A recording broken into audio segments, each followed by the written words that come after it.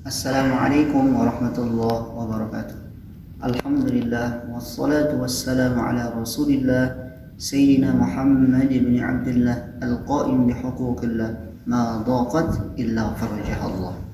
Amma ba'du. Saya Sabta Junaidi Arya, mahasiswa Universitas PTIK Jakarta, Fakultas Usuluddin, Prodi Ilmu Al-Quran dan Tafsir. Saya membuat video ini bertujuan untuk atau sebagai ujian akhir semester pada semester ini. Di sini saya akan menjelaskan sekelumit tentang ayat-ayat Makkiyah dan ayat-ayat Madaniyah. Oke. Yang pertama, ayat-ayat Makkiyah dan Madaniyah, kebanyakan orang itu menisbatkan atau menentukan ayat-ayat Makkiyah maupun Madaniyah itu sesuai dengan kota atau tempat atau Makkiyah dan Madaniyah. Seperti orang yang berasal dari kota Makkah dipanggil Makki, ataupun di Indonesia dipanggil Indonesia. Namun perlu kita ketahui apa sih yang disebut tentang ayat Makkiyah dan Madaniyah. Oke. Di dalam konteks ulumul Quran, yaitu apa yang dimaksud tentang Makkiyah dan Madaniyah, itu semua ayat atau surah yang diturunkan sesuai dengan ketentuan Makkiyah dan Madaniyah. Namun secara historis perlu kita ketahui bahwa ayat-ayat Madaniyah, ayat-ayat Makkiyah itu adalah ayat yang diturunkan sebelum hijrahnya Nabi Muhammad sallallahu alaihi wasallam. Meskipun ayat itu diturunkan di luar kota Makkah, seperti misalkan ayat yang diturunkan di Mina ataupun di Arafah ataupun juga di Hudaybiyah. Kemudian ayat-ayat Madaniyah adalah ayat-ayat yang diturunkan setelah hijrahnya Nabi Muhammad SAW ke Madinah. Meskipun ayat itu turun di Mekah ataupun sekitarnya, seperti misalkan diturunkan di Uhud maupun di Arafah maupun di Mekahnya itu sendiri. Namun perlu kita ketahui bahwa ayat-ayat Makkiyah ini sebagian besar diturunkan atau mengandung isi tentang akidah. Namun Madaniyah ini sebagian besar di dalamnya atau kandungannya itu berisi tentang muamalah atau hukum kemasyarakatan. Baik, di sini ada dua pendapat di dalam menentukan daripada Makkiyah dan Madaniyah, yaitu yang pertama adalah sima'i naqli. Apa sih sima'i naqli ini? Sima'i naqli ini adalah pendengaran dari para sahabat ataupun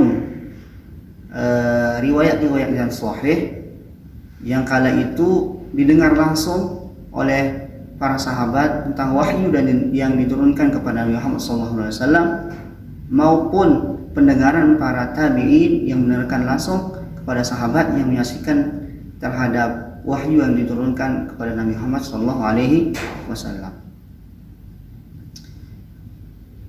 Terus yang kedua apa? Yang kedua ini adalah qiyasi ijtihadi. Nah, di qiyasi ijtihadi ini adalah ijtihad para ulama dalam menentukan apa sih disebut tentang Makkiyah dan Madaniyah. Mereka para ulama mengambil ijtihad sesuai dengan ciri-ciri ataupun model-model yang disebut tentang surah-surah Makkiyah maupun surah-surah Madaniyah. Di sini saya akan menyebutkan beberapa ciri-ciri ataupun model-model apakah ini disebut ayat atau surah Makkiyah ataupun ini disebut ayat-ayat Madaniyah ataupun surah tentang Madaniyah. Yang pertama, kullu suratin fiha sajidatun fahiya Makkiyah. Jadi semua surah yang di dalamnya itu ada ayat sajdah, maka itu termasuk adalah surah atau ayat Makkiyah. Sebaliknya Madaniyah berarti di dalamnya itu tidak ada surah ataupun ayat yang termasuk ayat sajdah. Namun yang kedua apa? Yang kedua adalah kullu suratin fiha lafzu kalla fahiya Makkiyah. Jadi semua surah ataupun ayat yang di dalamnya itu ada kata-kata kalla. Contohnya di surah At-Takatsur, kalla sawfa ta'lamuna thumma kalla sawfa ta'lamun. Jadi ada kata-kata kalla di surah At-Takatsur, maka selain daripada surah-surah yang tidak termasuk di dalamnya lafaz kalla, maka itu termasuk adalah ayat-ayat Madaniyah. Sebaliknya Madaniyah, maka di Madaniyah itu tidak ada surah ataupun ayat yang di dalamnya itu ada terkandung kata-kata kalla. Yang ketiga apa? Yaitu kullu suratin fiha ya ayyuhan nas laisa fiha ya ayyuhalladzina amanu illa fi suratil hajj fa fi awakhiriha ya ayyuhalladzina amanu.